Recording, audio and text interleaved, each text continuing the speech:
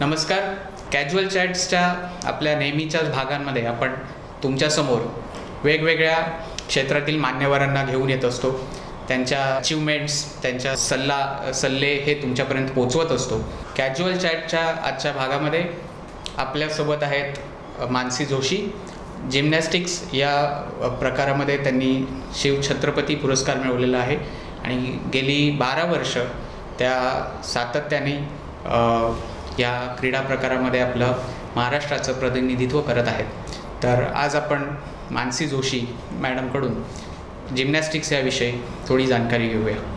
नमस्कार madam, casual चॅट्समध्ये आपलं स्वागत.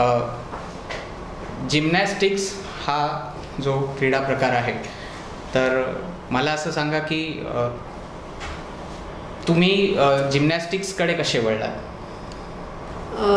ॲक्च्युली जिम्नॅस्टिक्स हा असा काही गेम आहे हे माहितीच नव्हतं. रेग्युलर आम्ही व्यायामशाळेत जायचो, जिकडे खूप खेळून परत यायचो घरी. हळूहळू काही काही गोष्टी समजायला लागल्या आणि त्याच्यातनं मग जिम्नॅस्टिकमध्ये जे काही इक्विपमेंट असतात, आर्टिस्टिक जिम्नॅस्टिकमध्ये जे इक्विपमेंट असतात त्याच्यावरती ऑटोमॅटिक म्हणजे इनबॉर्न ते व्हायला लागल्या, ॲक्टिव्हिटीज व्हायला लागल्या. मग तिथल्या सरांनी मला दुसऱ्या एका कोचकडे जायला सांगितलं की जो ऑथेंटिक जिम्नॅस्टिक कोच आहे. मग त्याच्याकडे मी गेले आणि मग त्यांच्याकडे जिम्नॅस्टिक ट्रेनिंग सुरू झालं. पण त्याच्यात असा काही एम नव्हता की मला काही अचीव करायचं आहे किंवा असं काहीच एम नव्हता. जनरल एक फिजिकल ॲक्टिव्हिटी होते आणि मला उलट्या सुलट्या उड्या मारायला आवडतात, वॉज द ओनली एम की मी तिथे जायला लागले आणि मग हळूहळू तो गेम डेव्हलप झाला. ओके. पण जसं तुम्ही म्हणालात, जिम्नॅस्टिक्स हे मुळातच आपल्याकडे क्रीडा प्रकार आहे हे म्हणजे मुळातच कोणाला माहीत नसतं. आपल्याकडे मल्लखांब किंवा दोरखांब हे सगळं एक पारंपरिक म्हणजे अगदी छत्रपती शिवाजींच्या काळापासून आलेलं आहे. तर तुम्ही जिम्नॅस्टिक्स म्हणजे जेव्हा व्यायामशाळेत जात होतात किंवा तर तिकडे असं काही त्याची स्पेशल सुविधा होती किंवा असं काही होतं की ज्याच्यामुळे तुम्ही तिकडे, कारण कसं असतं जिम्नॅस्टिक्ससाठी जे लागणारं काही हे आहे आणि तुम्ही त्याच्यातून जसं म्हणालात आर्टिस्टिक जिम्नॅस्टिक्स हा जो प्रकार, तर त्याच्यासाठीचं जे इन्फ्रास्ट्रक्चर किंवा जो हा पार्ट असतो हा सरसकट सगळीकडे बघण्यात येत नाही. तर त्याच्यामुळे तुम्ही ज्या ठिकाणी शिकलात किंवा जिथे सुरुवात झाली, व्यायामशाळेत जात होतात किंवा, तर तिकडे असं काही स्पेसिफिक होतं आणि ते बघून तुम्हाला असं तिकडे त्याच्याकडे अट्रॅक्शन निर्माण झालं की असं काही? नाही, बेसिकली मी जिथे व्यायामशाळेत होते तिथे जिम्नॅस्टिकचं काहीच इक्विपमेंट्स नव्हती. पण तिथल्या सरांना हे माहिती होतं की कुठे जिम्नॅस्टिक ॲक्टिव्हिटी चालते आणि कुठे तिथे स्पेशलाइज्ड कोच आहेत. मग माझं जे काही करणं होतं ते बघून त्यांनी मला तिथे जायला सजेस्ट केलं. जिकडे सुद्धा मी असं नाही म्हणणार की कॉम्पिटिटिव्ह इक्विपमेंट्स होती, पण बेसिक लेवलची इक्विपमेंट्स होती आणि बेसिक कोचिंग चालायचं.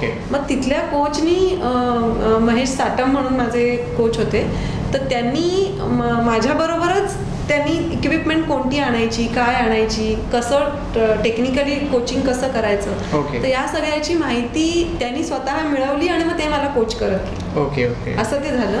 आणि मग हळूहळू, पण तुम्ही म्हणताय तसं दोरी मल्लखांब हा भारतीय गेम असल्यामुळे इकडे तो गेम खूप फेमस आहे, लोकांना माहिती आहे.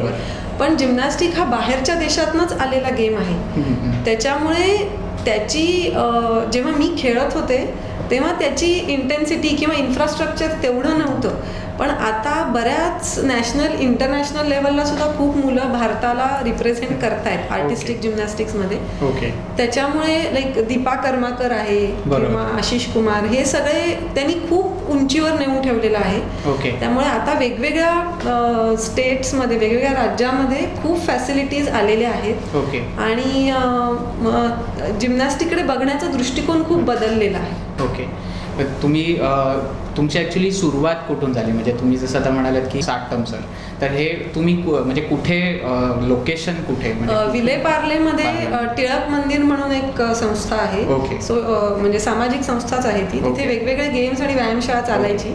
तर तिथे आम्ही प्रॅक्टिस सुरुवात केली आणि मग तिथे जसजशी माहिती होत गेली वेगवेगळ्या म्हणजे बाहेरचे काय आर्टिकल्स वाचून किंवा लोकांशी कॉन्टॅक्ट करून मग इक्विपमेंट्स आणले, मग तिथे कोचिंग सुरू झालं. ओके. असं ते पुढे जात गेलं. मग तुम्ही त्यावेळेला तिकडेच राहायला होतात? हो, मी राहायला पार्लेची. ओके. मग आता लग्न झाल्यावर मी ठाण्यात आले आणि मग इकडे आल्यानंतर मला माहिती होतं की इथे सरस्वती क्रीडा संकुल म्हणून आहे. ओके. तर तिथे चांगले नॅशनल इंटरनॅशनल प्लेयर्स घडवलेले आहेत. तिथले जे मेन कोच आहेत महेंद्र बाबुळकर. ओके. तर ते इथे कोचिंग जवळजवळ 15 वर्ष झाली करतात. तर मग मी त्यांच्याकडे गेले आणि मग तिथे माझं कोचिंग करणं सुरू झालं. ओके. तर मग हळूहळू जवळजवळ 10 वर्ष मी त्यांच्याकडे तिथे कोचिंग केलं आणि त्याच्यानंतर मग त्यांच्याकडनं सुद्धा मला बरंच शिकायला मिळालं, कारण आत्तापर्यंत जे होतं माझं ते प्लेयर कसं असावं ह्याच्यात मी एक्सपर्ट होते, पण कोचिंगमध्ये एक्सपर्ट होण्यासाठी त्यांच्याकडनं मला बरेच इनपुट्स मिळाले. आणि मग त्याच्यानंतर मीनवाईल असं झालं की वसंत विहार हा जो ठाणे वेस्टचा एरिया आहे इथनं मला खूप फोन कॉल्स यायला लागले, खूप कॉन्टॅक्ट्स हे झाले की तुम्ही ह्या एरियात काही नाही आहे जिम्नॅस्टिक सेंटर, तर तुम्ही इथे सुरू करा. पण सुरुवातीला थोडीशी अशी भीती होती की जिम्नॅस्टिक म्हटलं की असा एक मोठा हॉल, त्यात असे भरपूर मोठे मोठे इक्विपमेंट्स, ज्याच्यात फायनान्शियल इन्व्हेस्टमेंट खूप लागते, तर हे सगळं मला जमेल का असं विचार करता करता शेवटी असं झालं की आपण एकदम इंटरनॅशनलचा प्लॅन नको करायला, बेसिकपासून हळूहळू सुरू करू आणि मग आपल्याला जसं अपॉर्च्युनिटी मिळेल तसं पुढे जाऊ. मग इकडे मी एक बियॉन्ड स्पोर्ट्स नावाची अकॅडमी सुरू केली 5 वर्षापूर्वी आणि तिथे आता यंग खेळाडू आहेत, अंडर-8 मध्ये बक्षिसं मिळवणारे पण भरपूर खेळाडू आहेत. पण मला असं विचारायचं आहे की प्लेयर म्हणून तुमचा सुरुवातीचा प्रवास कसा होता? कोचिंग तुम्ही आता सुरू केलंय, पण ऍक्च्युअलमध्ये तुम्ही प्लेयर आहात.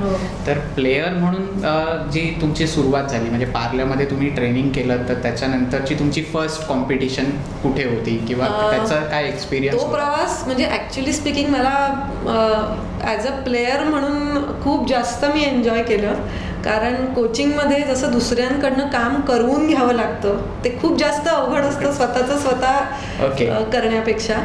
सो कोचिंग थोडं डिफिकल्ट पार्ट आहे.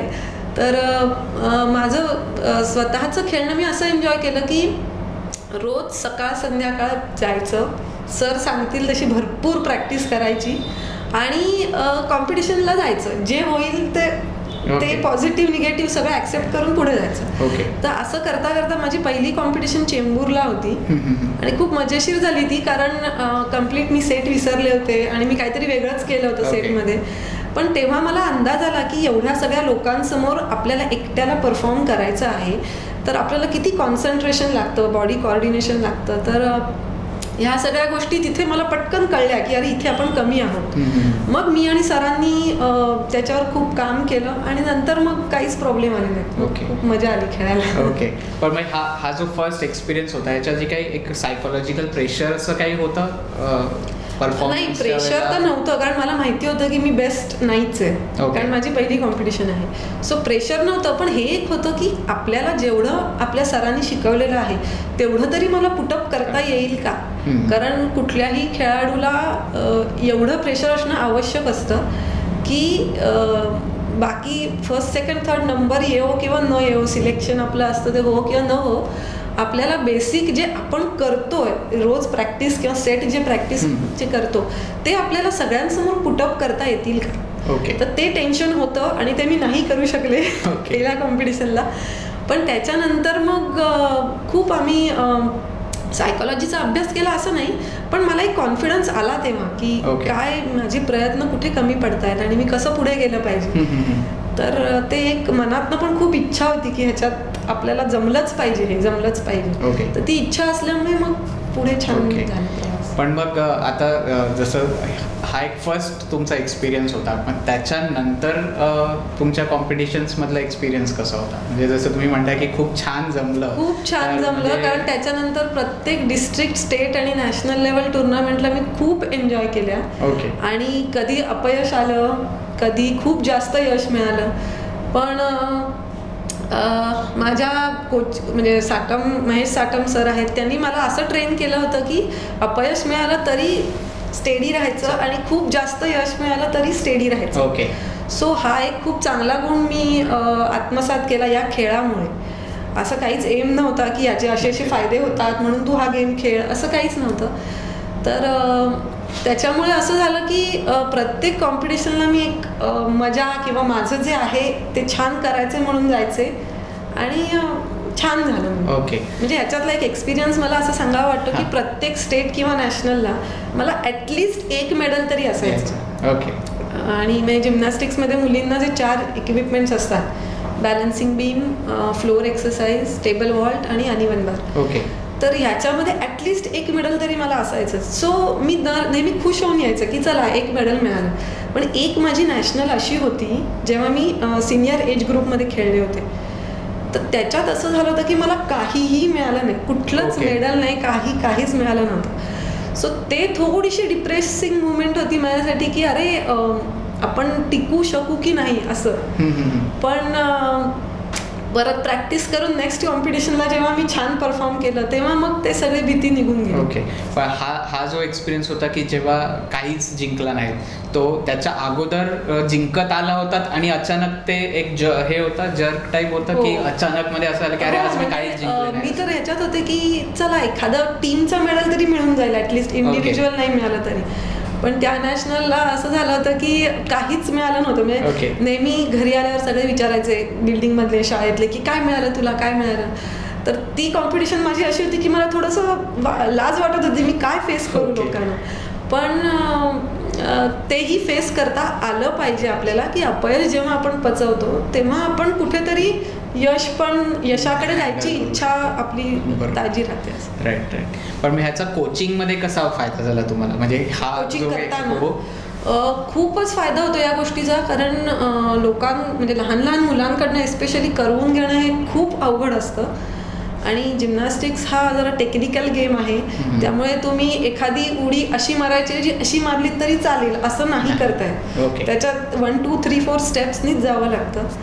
तर ह्या केसमध्ये असं होतं की मुलांकडनं जर तेवढा रिस्पॉन्स नाही आला तरी सुद्धा स्टेडी राहून त्यांच्यातले जे पॉझिटिव्ह गुण आहेत ते काढून त्यांना त्या दृष्टीने ट्रेन करण्याची सवय मला लागली होती ह्या सगळ्या माझ्या अपयशामुळे. ओके. सो त्याचा कोचिंगमध्ये खूप फायदा होतो. ओके. म्हणजे पटकन असं राग येणं किंवा अशा गोष्टी नाही होत. ओके. कारण मी स्वतः त्यातनं गेलेली आहे, त्यामुळे मुलांची काय मेंटॅलिटी असू शकते हे मी थोडं जाणून घेऊ शकते. ओके. पण मग जेव्हा तुम्ही बियॉन्ड स्पोर्ट्स अकॅडमी स्टार्ट केली त्यावेळेला असं काही एक मनात उद्दिष्ट होतं, अशी काही एक कॉन्सेप्ट आहे की ह्या अकॅडमीच्या माध्यमातून काही असं नॅशनल लेवलवर, इंटरनॅशनल लेवलवर प्लेयर घडवायचे आहेत की? हो, असा एम होता, म्हणजे आहे अजूनही रादर, की नॅशनल लेवलचे प्लेयर्स या अकॅडमी थ्रू गेले पाहिजेत. पण त्याच्यासाठी जे इन्फ्रास्ट्रक्चर लागतं तर ते इन्फ्रास्ट्रक्चर म्हणजे आता ही अकॅडमी ॲक्च्युली 5 वर्षापूर्वी सुरू झाली. सो इमिजिएटली एवढ्या मोठ्या लेवलचं इन्फ्रास्ट्रक्चर उभं करणं तर ही गोष्ट थोडीशी अवघड आहे. तर हळूहळू आम्ही प्रोग्रेस होतोय. आधी आमच्याकडे इक्विपमेंट्स फक्त 5 मॅट्स होत्या. ओके. आता आम्ही जवळजवळ 2-2.5 लाखाचे इक्विपमेंट्स आहे आमच्याकडे. भले ते बेसिक लेवलचे आहेत, पण जसजशी मुलं प्रोग्रेस करतील, मुलांची संख्या वाढेल, पार्टिसिपंट्स वाढतील, तसतसे आम्ही त्याच्यात इन्व्हेस्टमेंट करू आणि नक्कीच नॅशनल प्लेयर्स घडू. ओके. ऑल द बेस्ट त्याच्यासाठी. पण मला असं म्हणायचं आहे, आता एक प्रश्न असा आहे की याच्यामध्ये गव्हर्नमेंटचा काही सपोर्ट मिळत नाही इन्फ्रास्ट्रक्चर उभं करण्यासाठी? म्हणजे जे साई जे आहे, स्पोर्ट्स अथॉरिटी ऑफ इंडिया, किंवा महाराष्ट्र सरकारचं जे काही क्रीडा खातं असेल, तर यांच्याकडून ह्या खेळाला काही पर्टिक्युलर असं सपोर्ट नाही आहे किंवा? या खेळाला सपोर्ट आता आहे, म्हणजे भरपूर सपोर्ट मिळतोय. जसं की खेलो इंडिया कॉम्पिटिशन असते, त्याच्या थ्रू मुलांना स्कॉलरशिप दिल्या जातात, ज्याच्या थ्रू जरी आपल्याकडे फॅसिलिटी नसेल तरी दुसरीकडे पैसे देऊन ट्रेनिंगला नेता येतं मुलांना. सो अशा स्कॉलरशिप सेंट्रल गव्हर्नमेंटकडनं आहेत. सो त्याचा खूप फायदा होतोय. स्टेट गव्हर्नमेंटनी सुद्धा बऱ्याच कॉम्पिटिशन्स ऑर्गनाईज करतात, किंवा स्टेट गव्हर्नमेंटचं जे आता महेंद्र बाबुळकर म्हणून मी जे म्हटलं, तर ते स्टेट गव्हर्नमेंटचे कोच आहेत. तर त्यांचे सुद्धा प्रयत्न चालू आहेत की सरकारतर्फे मुलांना काही स्कॉलरशिप मिळाव्यात किंवा इन्फ्रास्ट्रक्चरमध्ये त्यांचं काही सहभाग असावा, याच्यासाठी आमचे सगळ्यांचेच खूप प्रयत्न चालू आहेत आणि आम्हाला पॉझिटिव्ह रिस्पॉन्स सुद्धा आहे. ओके. पण मग आता एक मध्ये असा एक पार्ट होता की जिथे एज्युकेशन सिस्टममध्ये स्पोर्ट्समध्ये जे मुलं आहेत किंवा स्पोर्ट्स खेळणाऱ्या मुलांना काही ॲडिशनल मार्क्स मिळायचे किंवा असं, तर त्याच्यात हा स्पोर्ट्स काउंट होतो, जिम्नॅस्टिक स्पोर्ट्स म्हणून काउंट होतो. आणि गव्हर्नमेंटच्या जॉब्समध्ये आहे हा आहे. गव्हर्नमेंटच्या जॉबमध्ये सुद्धा खूप अपॉर्च्युनिटीज आहेत ज्या आम्ही खेळत असताना नव्हत्या. आम्ही खेळत असताना फक्त रेल्वेजची एक टीम असायची आणि बँकेत फार रेअरली एखादा स्पोर्ट्स कोट्यावर हे मिळायचे जॉब. पण आता खूप वेगवेगळ्या प्रकारचे जॉब गव्हर्नमेंटनी हे केलेले आहेत. आहे भरपूर अपॉर्च्युनिटी. आपल्या भारतामध्ये जास्त करून मुलांचा कल हा क्रिकेटकडे असतो. म्हणजे एक आपण असं बघितलंय की क्रिकेट हा राष्ट्रीय खेळ म्हटलं तरी हरकत नाही. म्हणजे हॉकी कुठेतरी मागे राहिले आणि क्रिकेटच सगळे खेळायला लागलेत. मग अशा केसमध्ये आता कबड्डीची एक प्रीमियर लीग आली किंवा काही टेनिसची पण मध्ये सुरू झाली होती. तर अशा केसमध्ये आपण जिम्नॅस्टिक्स ह्या खेळासाठी काही आपल्या सरकारचं काही आहे किंवा अशा कोणत्या संस्था आहेत का की ज्या अशा प्रकारच्या स्पोर्ट्स किंवा कॉम्पिटिशन्स क्रिएट करून त्याच्यातून टॅलेंट हंट करतात किंवा असं काही आहे का? खेलो इंडिया हे तुम्ही म्हणता तसाच एक टॅलेंट हंट आहे की ज्याच्यातनं मुलांना स्कॉलरशिपही दिली जाते, सिलेक्टेड मुलांचं स्पेशलाइज्ड ट्रेनिंगही केलं जातं. ओके. आणि महाराष्ट्र राज्यात म्हणाल तर खूप वेगवेगळ्या ठिकाणी लोकांनी स्वतःची सेंटर सुरू केलेली आहेत की जिथे बऱ्यापैकी चांगल्या लेवलची इक्विपमेंट्स आहेत की जिथे आपण जाऊन प्रॅक्टिस करू शकतो आणि तिथल्या फॅसिलिटीचा लाभ घेऊ शकतो. पण तरीही ज्या लेवलचं तुम्ही क्रिकेट आणि ह्यांचा एक्सपोजर म्हणताय फॅसिलिटीच्या दृष्टीने तेवढं नाही आहे. पण तरी सुद्धा ठाण्यात मी म्हणते बऱ्यापैकी सपोर्ट आहे या खेळात. पण मग काय कारण असू शकतं की म्हणजे तुम्हाला काय वाटतं की म्हणजे मुलांना लहानपणीच बॅट बॉल हातात दिलं म्हणून ते क्रिकेटकडे वळतात असं काही आहे की पॅरेंट्सच अजून तेवढेसे एनलायटन नाही आहेत about all the other sports की वेगवेगळ्या ह्याच्यामध्ये? मला असं वाटतं की पहिली गोष्ट म्हणजे बॅट आणि बॉल इझिली अवेलेबल असतो, त्याच्यामुळे तो पटकन दिला जातो आणि त्याचं अट्रॅक्शन वाढतं. पण जिम्नॅस्टिक गेम असा आहे ना की हा मदर ऑफ ऑल स्पोर्ट्स म्हणतात की ज्याच्यामध्ये कुठल्याही खेळाला लागणारी जी कॅपॅबिलिटी आहे ती जिम्नॅस्टिक करून तुमच्यात डेव्हलप होते. सो तुम्ही क्रिकेटला जा, बास्केटबॉल, व्हॉलीबॉल, स्विमिंग, डायव्हिंग, कुठल्याही गेममध्ये जायचं असेल आणि जर तुम्ही पहिली 2 वर्ष जिम्नॅस्टिक केलेलं असेल तर त्याचा तुम्हाला खूप जास्त फायदा होतो. तर त्याच्यामुळे कसं होतं, हा बेसिक गेम असल्यामुळे खूप टेक्निकली शिकवल्याशिवाय हा असा हे करता येत नाही की घरी बसल्या बसल्या चल तू गोलांटी उडी मार, चल तू बॅक सॉल्टो कर, असं पटकन शिकता येत नाही. त्याच्यासाठी तो त्या टाईपचा कोच लागतो, तसे इक्विपमेंट्स लागतात. त्याच्यामुळे कदाचित हा गेम इंडियात इतका फेमस झालेला नाही आहे. पण तरी आता खूप लोकांना म्हणजे एक्सपोजर आहे. कारण खूप म्हणजे त्रिपुरासारखं राज्य जिथून दीपा कर्माकर आली, ज्या राज्यात कधी असं विचारच केला नव्हता की तिथून इतकी चांगली मुलगी घडू शकेल. तर असं आता कानाकोपऱ्यात हा गेम पसरतोय हळूहळू. मे बी वेळ लागेल पण नक्कीच ह्याच्यात हे आहे. आयडियल एज काय असेल? म्हणजे जर समजा एखाद्याला वाटलं की माझ्या मुलांनी किंवा मुलींनी जिम्नॅस्टिक्समध्ये यावं तर असं एज काय, आयडियल एज काय असू शकतं की जेव्हा ते सुरू करू शकतात? आयडियल एज इज 4 वर्ष मिनिमम तुम्हाला पाहिजेत. त्याच्या आधी जे जिम्नॅस्टिक्स त्याच्या आधी पण शिकवता येतं, टॉडलर्स जिम्नॅस्टिक म्हणतात. पण त्याच्यामध्ये फोर्स नसतो किंवा त्याच्यामध्ये मुलांच्या कलाकलांनी घेऊनच शिकवलं जातं. त्यांना काही एन्फोर्स करत नाही, केलं जात नाही. पण त्यांची बेसिक स्ट्रेचिंग वाढवण्याकडे भर दिला जातो. कारण स्ट्रेचिंग किंवा फ्लेक्झिबिलिटी ज्याला म्हणता येईल, हा प्रकार असा आहे की जसं मोठं होत जातो, वय वाढतं, तसं बॉडी स्टिफ होते. त्याच्यामुळे ती गोष्ट ही लहान वयातच केली पाहिजे. सो बेसिकली त्यांची फ्लेक्झिबिलिटी वाढवण्यावर इनिशियली भर असतो. सो बिलो 4 ह्याकडे कल दिला जातो. आणि 4 वर्ष इज अ राईट एज की त्याच्यानंतर तुम्ही त्यांना म्हणजे कोचनी सांगायचं आणि मुलांनी करायचं, ह्या कम्युनिकेटिव्ह ह्याच्यातनं पुढे ट्रेनिंग दिलं. बऱ्याचशा स्पोर्ट्समध्ये आपण असं पण बघतो की ज्याला आपण काय म्हणतो स्पेशलाइज चाइल्ड्स असतात. म्हणजे काही त्यांच्यामध्ये काही स्पेसिफिक हेल्थ इश्यूज असतात किंवा असं असतं. तर मार्शल आर्ट्समध्ये अशी मुलं जातात किंवा मार्शल आर्ट्सची प्रॅक्टिस करतात किंवा आपल्या क्रिकेटचाच एक विषय घेतला तर अंधांचं क्रिकेट आहे. तर असं जिम्नॅस्टिक्ससाठी काही आहे का स्पेसिफिक, म्हणजे की असं त्याच्यामध्ये काही तुम्ही मला सांगू शकाल का की अशा प्रकारची किंवा हेल्थ रिलेटेड इश्यूज असलेली मुलं पण जिम्नॅस्टिक्सला येऊ शकतात किंवा काय? ॲक्च्युली बऱ्याच वेळा असं होतं की जुवेनाईल डायबिटीस म्हणतात लहान मुलांमध्ये, की ज्यांना जन्मतःच डायबिटीस असतो किंवा जे ऑटिस्ट असतात, हायली किंवा मॉडरेट ऑटिस्ट मुलं असतात, तर त्यांना ह्या गेमचा खूप फायदा होतो.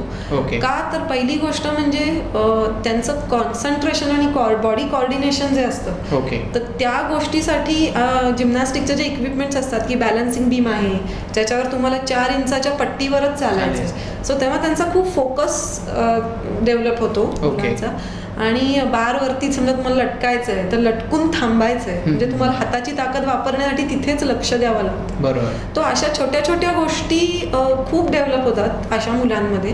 मी असं नाही म्हणणार की ह्याच्यानी कम्प्लीट त्यांची कम्प्लीट चेंज ओव्हर होती, पण येस त्यांना नक्की फायदा होतो. डायबेटिक लोकांचा प्रॉब्लेम हा असतो की त्यांचं वजन खूप फास्ट वाढतं, कारण त्यांचं चॉकलेट खाणं किंवा गोड खाणं हे डिफॉल्ट असतं, जे की त्यांना खूप कंट्रोल करावं लागतं. सो ह्या सगळ्यांमध्ये त्यांचं वजन जेव्हा वाढत असतं तेव्हा ते कंट्रोल करण्याचा एक बेसिक मार्ग म्हणजे कुठल्याही खेळाला जॉईन करणे. असं नाही की जिम्नॅस्टिक्सच, पण कुठलाही खेळ जॉईन करणे. पण जिम्नॅस्टिक ह्याच्यासाठी जास्त चांगलं आहे की त्याच्यात ज्या इक्विपमेंटवरती त्यांची मुवमेंट असते त्याच्यासाठी त्यांना वेट कंट्रोल बरोबरच कॉन्सन्ट्रेशन, कॉर्डिनेशन, फ्लेक्झिबिलिटी या सगळ्या गोष्टी पण डेव्हलप होतात. पण त्याच्यासाठी त्यांना इन बॅच ट्रेनिंग चालत नाही, त्यांना पर्सनलाइज ट्रेनिंग लागतं. म्हणजे ग्रुपमध्ये ट्रेनिंग थोडं अवघड जातं.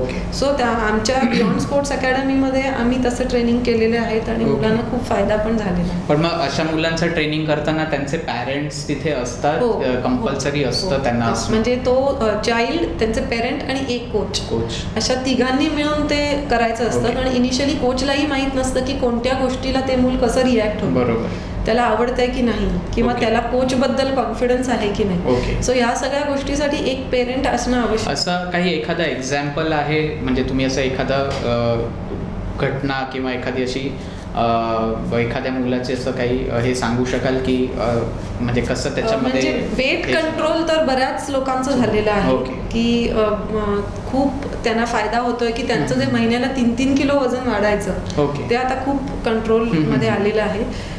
त्याच्यानंतर त्यांची फिजिकल म्हणजे जे ऑटिस्ट एस्पेशली मुलं असतात त्यांची फिजिकल ॲक्टिव्हिटी घरी होत असते, पण त्याला एक चॅनलाइज ॲक्टिव्हिटी नसते ती. जनरल कुठेही जायचं, कुठेही चढायचं, उतरायचं, त्यांना ते हे.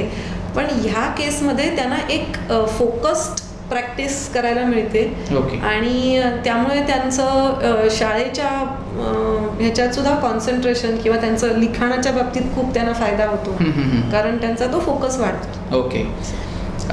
तुम्ही 27 स्टेट लेवल्स आणि 22 नॅशनल टुर्नामेंट्समध्ये पार्टिसिपेट केलं आहे, तर ह्याच्यामध्ये तुम्हाला वेगवेगळी मेडल्सही मिळाली आणि हे जिंकलं तेव्हा, आणि जेव्हा तुम्हाला महाराष्ट्र राज्याचा शिवछत्रपती पुरस्कार मिळाला तेव्हा मनात काय भावना होत्या? खरं सांगायचं तर हे जे मी 27 स्टेट आणि 22 नॅशनल खेळले ते खेळण्याचं एक last stage is Chhatrapati award. So हा प्रवासच इतका छान होता की म्हणजे खरं सांगायचं तर जेव्हा डिक्लेअर झाला छत्रपती अवॉर्ड तेव्हा त्या मोमेंटला मला असं काहीच वेगळं वाटलं नाही, कारण एवढं इतके छान खेळलेली आहे, इतकं कष्ट केलेले आहेत, त्याचं चीज झालं. पण जेव्हा ॲक्च्युली छत्रपती अवॉर्ड फंक्शन झालं आणि त्याच्यानंतर मला लोकांनी वेगवेगळ्या ठिकाणी बोलवलं की तुमचे सजेशन्स द्या, तुमचे काय अनुभव आहेत ते शेअर करा. तर हे जेव्हा करायला लागले तेव्हा मला मग जाणवायला लागलं की हे अवॉर्ड म्हणजे मजा नसून ती एक माझ्यावर जबाबदारी आहे की मी ह्याच्या पुढे सुद्धा कुठल्या ना कुठल्या स्वरूपात या खेळाशी निगडीत राहून माझे जे काय अनुभव आहेत चांगले वाईट ते शेअर करून कोणाला तरी त्याचा फायदा झाला पाहिजे. सो ती जबाबदारी म्हणून मी आता स्वीकारते. त्यावेळेला तसं काही वाटलं नव्हतं, कारण तेवढी मॅच्युरिटी पण नव्हती जेव्हा मिळाला तेव्हा. पण आता ती खरंच एक जबाबदारी वाटते. म्हणजे एक क्रीडापटू म्हणून छत्रपती शिवाजी पुरस्कार, तर आता कोच म्हणून असं काही प्लॅनिंग आहे, द्रोणाचार्य पुरस्कार वगैरे? नाही, असं काहीच प्लॅनिंग नाही आहे, कारण कोचनी फक्त त्याचं कोचिंगचं काम करत जायचं असतं. अवॉर्ड वगैरे हे सगळे एंड रिझल्ट असतात जे आपोआप मिळतात. सो तसा एम काही मी ठेवलेला नाही आहे. बट येस, चांगल्या पद्धतीने कोचिंग करून मुलांना फायदा होणं हे जास्त महत्त्वाचं. आता कोचिंग करतात तेव्हा म्हणजे तुम्ही जेव्हा ॲज अ प्लेयर स्पर्धांमध्ये भाग घ्यायचा आणि जिंकायचा, ते एक वेगळी भावना होती, म्हणजे ते इंडिव्हिज्युअल सॅटिस्फॅक्शन. आता कोच म्हणून जेव्हा तुम्ही उभ्या राहता टुर्नामेंटमध्ये आणि तुमच्याकडे शिकलेली मुलं किंवा तुमच्या अंडर ट्रेन झालेली मुलं ही जेव्हा एखादा लेवल अचीव करतात किंवा त्यांना काही मेडल मिळतं, मग ते भले ब्रॉन्झ असो किंवा गोल्ड असो, तर तेव्हा ॲज अ कोच किती सॅटिस्फाईंग फील होतं? म्हणजे प्लेयर म्हणून सॅटिस्फॅक्शन वेगळं, पण ॲज अ कोच म्हणून खूप जास्त, म्हणजे प्लेयर म्हणून जेवढं वाटतं त्याच्यापेक्षा खूप जास्त सॅटिस्फॅक्शन ॲज अ कोच मिळतं. जसं मी मगाशी म्हटलं होतं की खेळणं स्वतः हे खूप सोपं आहे, पण करवून घेणं अवघड आहे. सो त्याच वेळी सॅटिस्फॅक्शनसुद्धा इथल्यापेक्षा मला कोचिंग करून किंवा एखाद्या मुलाने काही अचीव केल्यानंतर त्याचं सॅटिस्फॅक्शन खूप जास्त आहे. कारण त्यांच्यासाठी जे मुलांसाठी जे एफर्ट्स घेतलेले असतात, तर त्या एफर्ट्सना कुठेतरी काहीतरी न्याय मिळाला असं म्हणू शकतो. त्यामुळे ते खूपच छान असतं. ओके.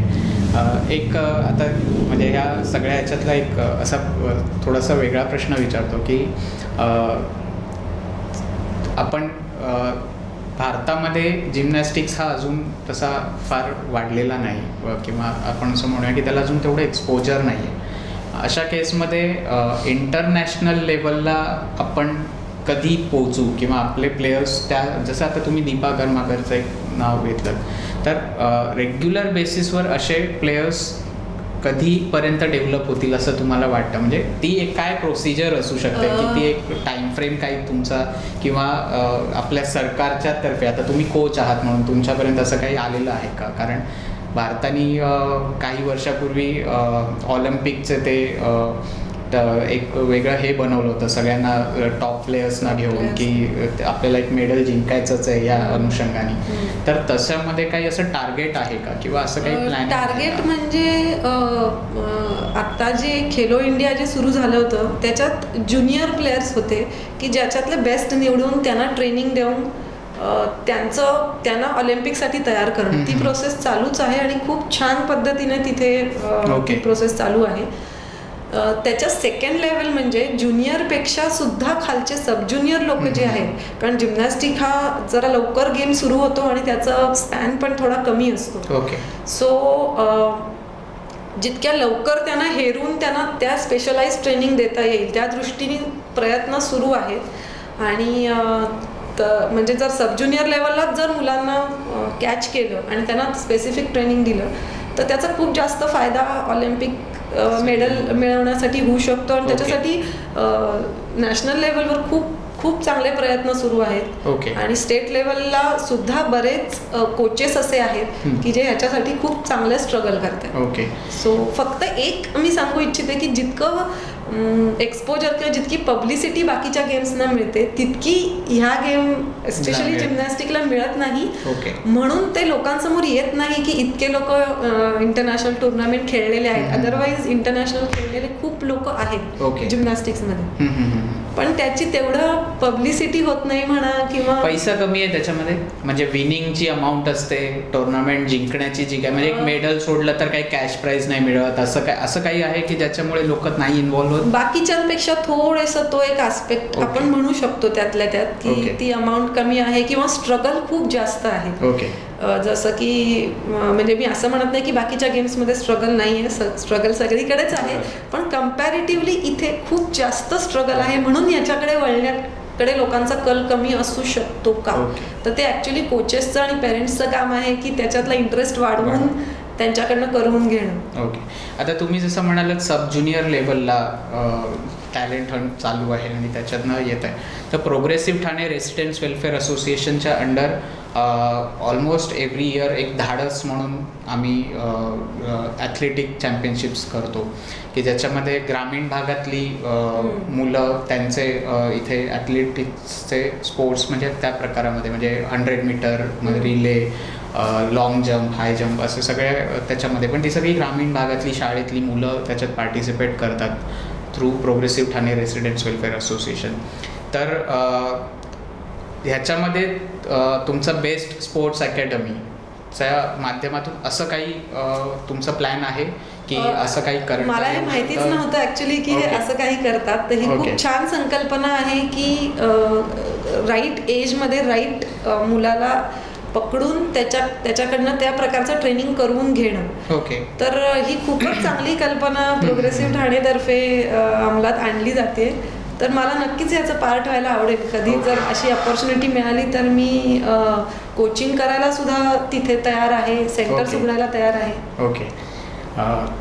प्रोग्रेसिव्ह ठाण्याच्या मेंबर्सना तुम्ही काय सल्ला द्याल, म्हणजे टुवर्ड्स जिम्नॅस्टिककडे कसं त्यांनी हे करावं, काय अँगलनी बघावं, आणि स्पेसिफिकली आत्ताचा जो पिरियड आहे की ज्याच्यामध्ये आत्ताचं जे जनरेशन आहे हे फिटनेस फ्रीक आहे असं आपण म्हणतो. म्हणजे बरेचशी मुलं हे फार ह्याच्यामध्ये अगदी त्यांना अगदी बॉडी वगैरे बनवायची असते, जिमसाठी जायचं असतं, आणि म्हणजे टोटली फ्रीक आहेत असं आपण म्हणूया. तर अशा ह्यांच्यासाठी टॉडलर्ससाठी आणि ॲस्पायरिंग लोकांसाठी PTRAचे जवळपास 4 लाख मेंबर्स आहेत. तर त्या केसमध्ये तुमचा, कारण जिम्नॅस्टिक्स हा एक विषय असा आहे की जो आता आपल्या चर्चेतून पण आलेला आहे समोर की तो मॅक्झिमम लोकांपर्यंत अजून गेलेला नाही. तर त्याला धरून तुम्ही असं काय सल्ला द्याल, किंवा काय तुम्ही आता इथे काही प्रोग्रेसिव्ह ठाण्याच्या माध्यमातून किंवा या ठाण्याच्या विसिनिटीमध्ये तुम्ही काही सेंटर्स चालू करणार आहात ट्रेनिंगचे किंवा असं काही? मला पालकांना एक सल्ला असा द्यावा वाटतो की कुठल्याही खेळात किंवा जिम्नॅस्टिकमध्ये सुद्धा जरी मुलांना तुम्ही घातलं तर इम्पेशंट न होता काही वर्ष त्यांना दिली गेली पाहिजे तो गेम खेळत राहायला.